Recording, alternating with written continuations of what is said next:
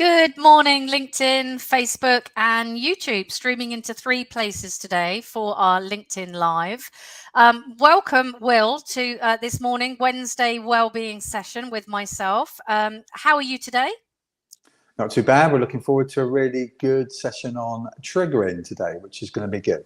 Yeah, absolutely. So as Bill says, we are going to be talking about all things triggers, which we were just discussing, has become something of almost a buzzword in the last few years. We hear it everywhere. We see almost the abbreviation TW, a trigger warning on different shows, different things that are coming up. And it's become far more part of our everyday language. So what we're going to do, first of all, which we always like to do, is give a little bit of definition to what this means so we understand and we're all talking about the same thing.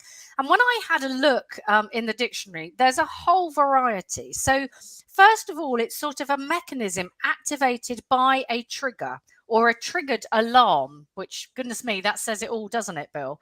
So caused by a particular action, process, or situation. And as a word, as I was saying, it's become quite colloquial. So it's entered the Urban Dictionary, where they say when someone gets offended or gets their feelings hurt, often used in memes, social media, to describe feminist or people with strong victimization. And it says here, this definition is insulting. And it trivializes the actual meaning of the word, which is really to cause a strong emotional reaction of fear, shock, anger, or worry in someone, especially because they are made to remember something bad that has happened in the past. How do those definitions resonate with you, Will, and your take on it with clients? God, I mean, there's so much, there's layer and layer. We're living in times, aren't we, of identity politics and gender politics and gender identity where, we are living, it feels like we're living in triggering times. And I think let's get back to the strip, right at the basic. Triggering is really emotional triggers. It's really emotional reactions, or rather overreactions, that are disproportionate to the challenge or event in front of us. So, I always try and tell clients that, your triggers are where your work is. And what I mean by that is that triggers are really mirrors. They point us towards what we need to work on, which is our own growth, personal development, but particularly healing from the past. Because what triggers are doing often is that we're overreacting because something in our past has not been healed, has not been sorted, has not been put into the file in our brain called, resolved, redemption. And so, we tend to get defensive, we can get argumentative, we can get aggressive. That's at one end of the scale. But at the other end of the scale, triggers can make people shut down emotionally. And you could go into a fetal position, or you want to put the blanket over your head and make the world go away. That's triggering something in us just makes us want to escape, want to run away. And the biggest example, as we all know, with triggers is, psychology calls it emotional coupling, but the biggest example is post-traumatic stress disorder, PTSD. It's because a trigger can happen by a smell, a sound, a visual, which instantly, reactivates an old wound, call it, or memory, or a traumatic event from the past that we haven't yet come to terms with, that we haven't yet dealt with. And a big example is, I'll just give it quickly, is a guy I knew who, veteran in Afghanistan, first few months of his tour, he saw his friend die in front of him, step on a landmine. Now, he went for another 3 years to complete the tour, and he was okay. He managed to sort of complete that tour. But after 3 years, he'd come back and he started getting post-traumatic stress disorder because watching certain things on TV, reading certain stories, smelling certain smells, all triggered stuff that he hasn't yet healed and dealt with. Yeah. And it's that lived experience, which, comes back time and time again, isn't it? And, it's important, again, to say, although that it's become this word that is used quite a lot at the moment, I had a picture in front of my mum, who's 84 this week, of a sort of war-torn area. And she had a real visceral reaction because as a child, she was pushed past, in the war, different areas in her street. And it's had quite a lasting effect. So what we're talking about are emotions and or emotional state, aren't we, that can cause stress, overwhelm, and distress, really. And that can be triggered by anything: smell, a film, pictures, situations, conversations, and certainly people. So let's talk about, we're going to come to how it shows up a little bit more. But I think that example you've given, obviously, is where really triggering first came from trauma, wasn't it? But with our clients and with ourselves, we've just said we feel that triggers live within us, and we are either elastic and we're able to deal with those triggers in a way which is appropriate and benefits us, or I always say to clients, don't put damage on damage. We're triggered because there's some damage there, and what clients tend to do is go off and put damage then on top of damage to cover that trigger. So I'm going to give you an example. One client, and we know this, don't we, Will? Well, mothers can be the most incredible triggers. Really? So this shows up for us time and time again with clients. So one client would automatically, go over religiously to see her mum once a week, do everything that she felt was right according to her values. And then as she left, she'd have to go to the nearest garage and buy 5 chocolate bars and consume them as fast as she possibly could to get over that experience. Damage on top of damage. Another client feels often he's not good enough, lots of imposter syndrome. Something will happen where suddenly he feels he's got to justify himself, and that leads to an afternoon of gambling. Damage on top of damage. Another lady, really in a relationship that probably shouldn't still be going on. Damage. And then what will happen is, in order, when these situations happen, which they're happening all the time, an argument, a trigger, a conversation, then it's cigarettes or it's alcohol. So often Will, the response that we take to this situation doesn't benefit us, does it? I mean, the thing that I'm always saying to clients is, when you get triggered, I mean, this is why the journal work is so effective, as you know, Carrie, and important, because, one of the things that I get clients to do is write their triggers down in their journal, because there is an old mindset that your triggers are just, this is just the way I am. I'm always aggressive. I'm always overreacting. I'm always this. No, they are only habits that have been formed by certain behaviors over time, which formulate into a habit. That doesn't mean that's who you are. It's one of your programs. It might even be one of your beliefs. But, these triggers are not who you are. They are just unresolved work. So every time I'm with a client, I will say to them, every time you get triggered, write it down in your journal. And this is a great exercise. I do it myself. Write it down, because then you can start to notice, sit back, pause, take a more objective view. And I would always say to them, where your triggers are is where your work is. And what I mean by the work is your own personal development, healing, working through growth. That is your work. And every time a trigger shows up, I'll give you an example. A client last week, she's an influencer. She's on TV most weeks, across all networks.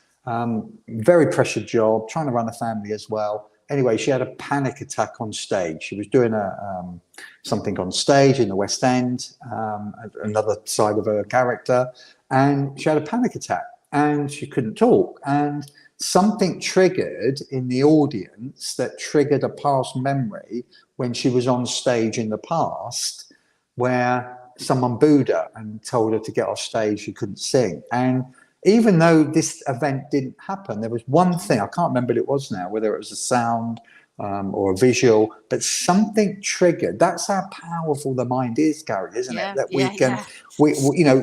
it can come out of nowhere, out of the mist, and it can disable us.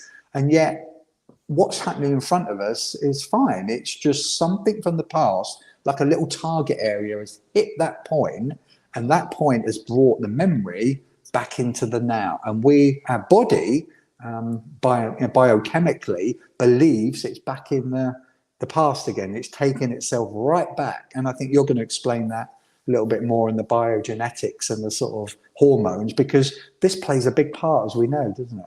Yeah, well, exactly. What happens really when we, in terms of the physiology, is when we go into that state of fear, when we're triggered, when we then move into a state of high anxiety, we are not best placed to then make the decisions that are going to be appropriate. Because what happens immediately, and this will have happened with your client that you just mentioned, what happens immediately is that our heart, which actually sends far more messages to the head than the other way round, starts to have starts to tap out a really erratic rhythm.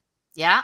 And you can imagine, if your heart is tapping out a really erratic rhythm, the messages that are sent up to your brain become really erratic as well.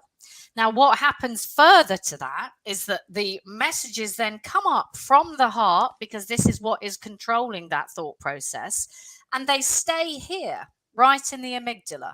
So effectively, because we are then hamstringed, we can't move. It's that, fight or flight, but then stuck here in fear, anxiety. It doesn't move to the frontal cortex, where we would have the ability to be able to make calm and more appropriate decisions for that situation. So, as I said, effectively, we are lobotomized in that situation. So, what we need to be able to do is move and balance the sympathetic body with the parasympathetic body in order to bring that more appropriate decision making into context. When we also go into a situation of stress, as you've said, Bill, the chemicals go crazy. The cortisol and the adrenaline moves us into that sympathetic body, where actually, if we were to do that long term and we don't manage these stresses and we don't manage these triggers, we become quite brittle, literally, internally and externally, quite brittle. The arteries can't cope, our bodies can't cope. And if we're in a state of stress day after day after day, the result is lifestyle disease. Yeah, we can't, our bodies can't cope with that acidity and just living in the sympathetic. So we've got to bring up the parasympathetic body in order to be able to balance and ensure that the communication, the messaging is right from our heart to our brain, and our decision making is it is done, as I said, it's not necessarily in a more rational way, but the word that I keep using is appropriate way for that situation, not damage on top of damage. And this is a case of managing the highs and the lows, and really, in effect, what we're looking for is heart rate variability. And in ourselves, and we've talked about this before, it's sort of an adaptability and an elasticity. And that elasticity is the ability to handle the trigger in a way that benefits you, or at least does as little damage as possible. Because, as you say, Will, the cannonballs come, the day's going to be difficult. We're not going to stop getting these things which damage us, these little arrows that I call them all day long. But it's a case of better managing them when they hit us, and with as little damage to the physical and mental body as possible. The thing that's really important is, talk about those cannonballs that come at us. They are the challenges of daily life, which we can't get away from. Now, this is why I love the journal work, in that, spend 10 minutes writing down your triggers. Everyone knows their triggers. If you don't know them, I guarantee you everyone around you will know them. Yeah. And then you're left having that conversation. What really? What, me? And they're like, yeah. And you'll ask another 5 people, and they go, well, of course, that's what you're known for. And you're like, I think that's a good place to start, actually, don't you? If you're brave enough to ask people, if you're brave enough, what triggers me? And you will be shocked how many people will all come to the same conclusion as if it's a given, and yet you didn't barely know anything about it. Yeah. And so it might be something about the way you respond to your mother. I mean, I have been shocked over the years. 80-90% of my client base, I've always said, are women around the world in different ages, different industry groups. And I am shocked how many clients of mine bring their mothers. It must be something about high-performing women, bring their mothers into the equation. Bar none. probably over the years. No. You're bar none. absolutely right. And You're so, absolutely right. you know, and they might say, "Oh, my mother knows me so well, and she knows where my triggers are."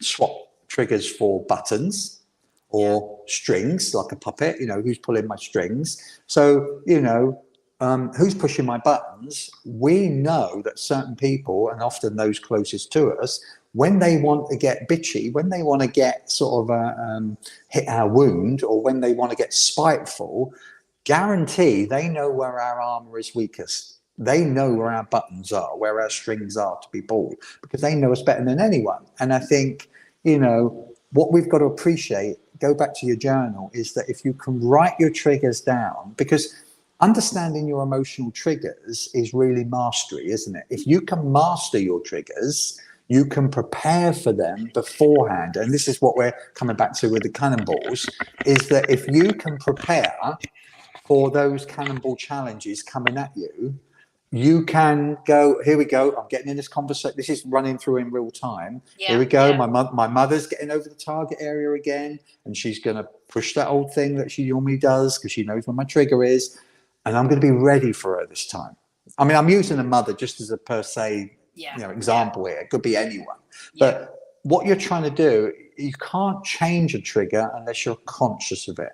And once you're conscious of it, you can then plan an attack to deal with it in a different way. So a good example, here we go. Mother's over for Sunday afternoon. She's going to say the same old thing, push the same old buttons. I'm going to react. It's all going to end horribly.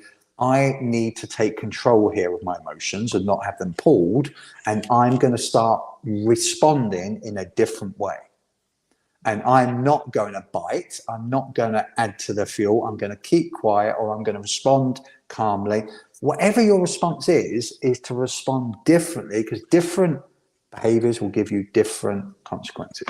Yeah, I mean, for me, and we always say this, Will, don't we? But the most important part, and the first part of any behavior change, is being able to notice what's showing up for you. Yeah. So we go from that unconscious state of just, you know, not performing highly, not able to deal with these sorts of things, to actually becoming much more conscious of where we're going wrong, conscious of our reactions which don't serve us. And that's the first step.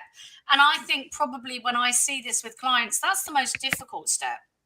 Yeah, noticing what's showing up for you, and then understanding what's going on when you do that, as you said, to really ask the questions around that, which you can do through journaling. But what's happening with your energy when that happens? Where do you feel that somatically? Often it's in the throat, often it's in the chest. Why do you feel that? And again, that will be the meaning that's attached to that. And often, you know, not to keep talking about this point, but when it's somebody close to us, we've got a conflict of our values as well. We want to be doing the right thing, but oh my goodness me, here we are with that, you know, dog collar around our neck. So this is why, and I think we really have to trek through that in order to be able to come out the other end and say, right, okay, I've noticed it.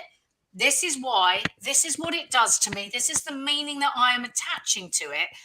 And this is my much more appropriate response. But the first step is definitely notice. Step away. One thing I always say is create golden time, create space between the trigger, the event, and your reaction. And that's what we absolutely need to do. So I would say, more than anything, step away.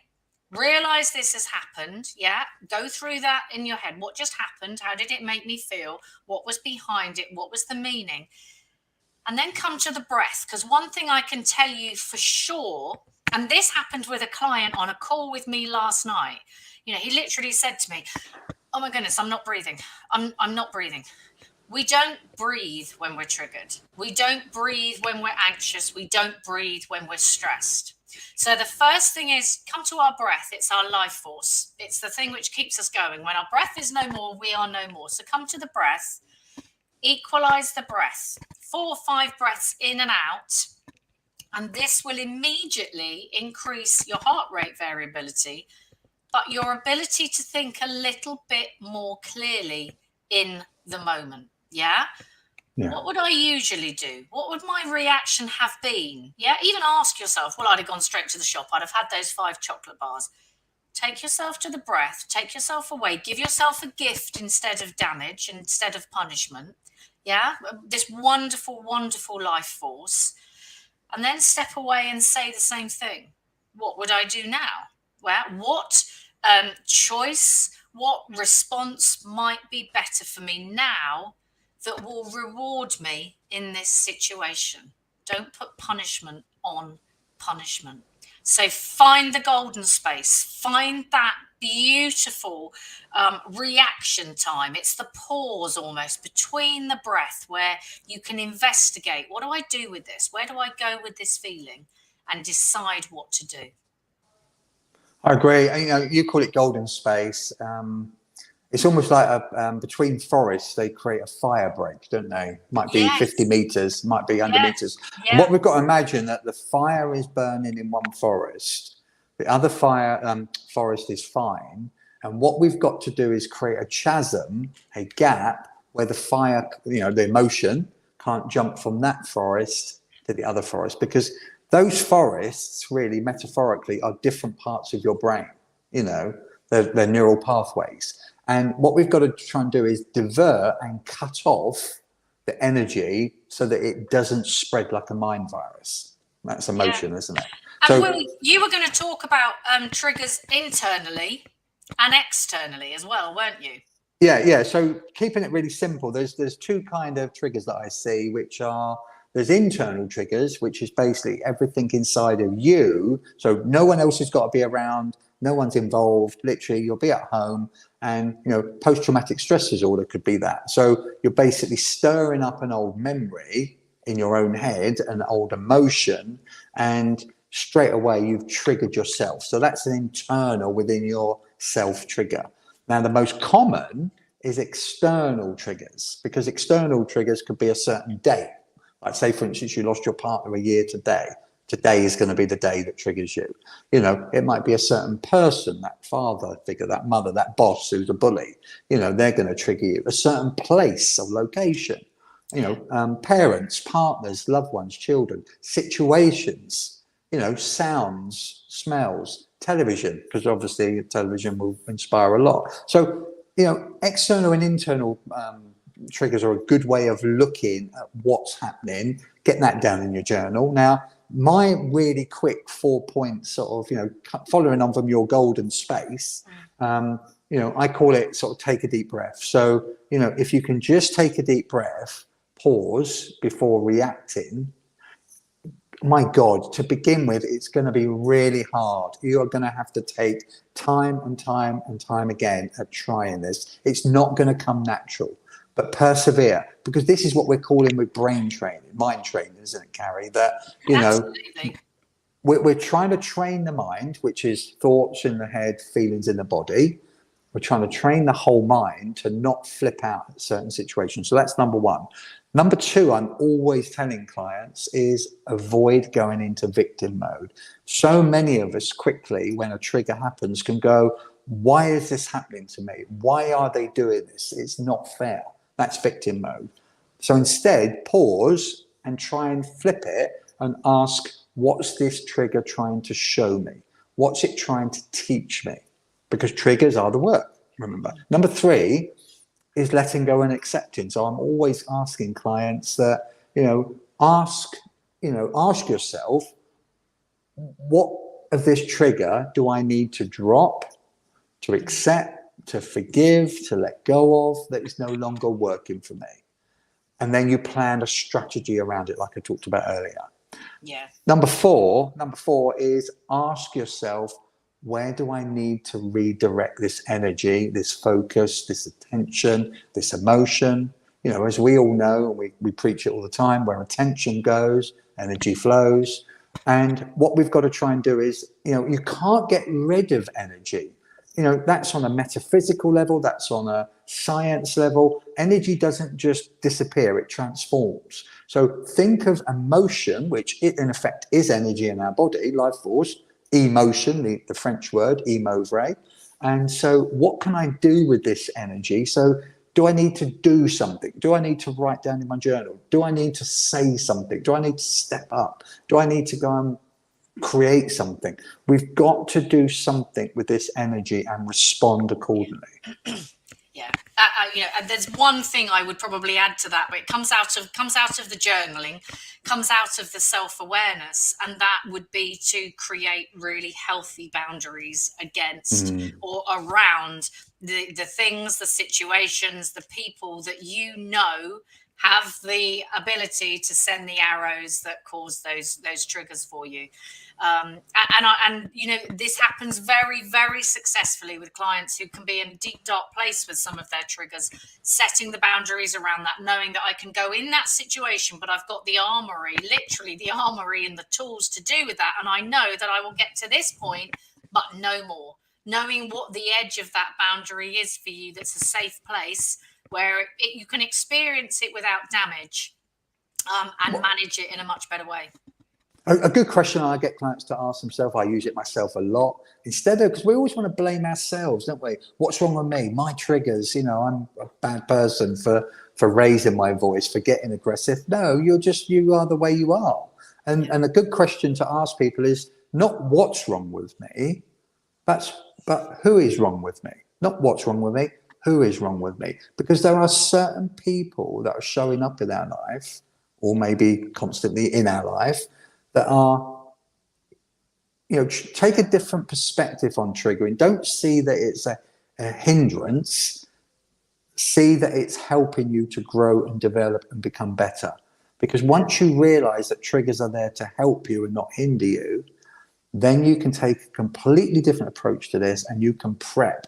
Now, prep starts with awareness. You've got to go and write it down, get it in your journal, ask people, where do I tend to get triggered? Well, if you want to look at your emotions, they will give you a great barometer, a pulse of where your triggers are, because every time your emotion rises, your heart rate rises, you start deeper, breathing very shallow, when you start to go red, when you start to feel hot, they are your emotions in your body telling you that there's a trigger there.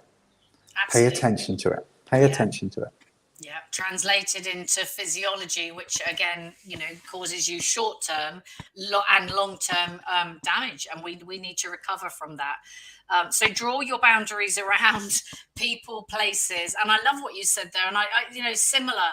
Rather than how are you doing today, how are you being, and how are you being in those situations, and how are you being around different people? Building the awareness is all important, Will, isn't it? So it all starts with, Socrates said it in 2 words, didn't he? Know thyself. And I think, just one final thing to say, which is really interesting, that I've known a lot of people. I've done a project 12 years ago called Global Visionaries. It was for a book.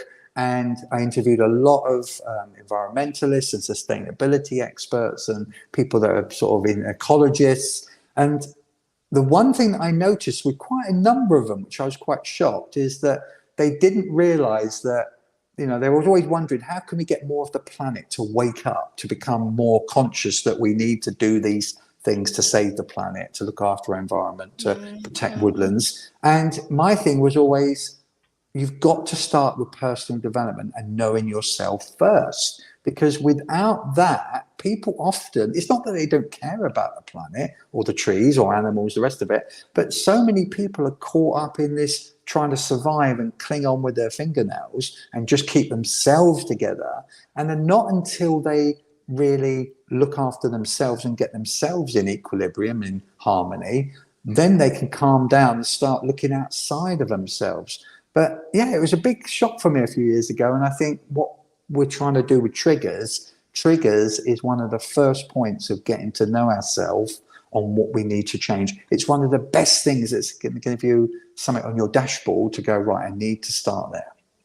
Yeah, Huge amount of work to do for every one of us, and should finish on a positive point. Triggering can sometimes be we're triggered by something positive. We can see somebody running and think, God, yeah, I haven't done that today, and be inspired to get upstairs and put your running shorts on and go for a run. So with all of these things, we always know that there's a positive side to fear, isn't there, Will? It can have a positive outcome. So we should just note that as well. Habit stacking is all about one trigger triggering the next, and positive sets of habits, isn't it?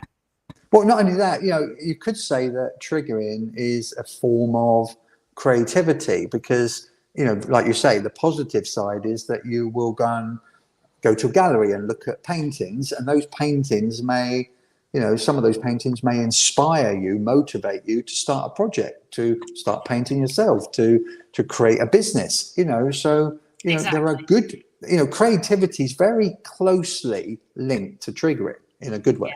Yeah, absolutely. All right, we should leave it there. We've gone over 30 minutes. We always aim to be under, but a lot to say on this topic. As I said, we see it come up day in, day out with our clients. So as usual, if you've got anything that you would like to say to us, if you have any comments, if you have any thoughts on what we've brought you this morning, we always love to hear from you. We've had a couple of comments today already. Thank you for those. And if you want to get in touch with either of us, you can on LinkedIn, Facebook, Instagram, even YouTube. We would love to hear from you. And we will be back next week, won't we, with another topic, coach to coach. Thank you for joining me today. See you next week, Carrie. Take care.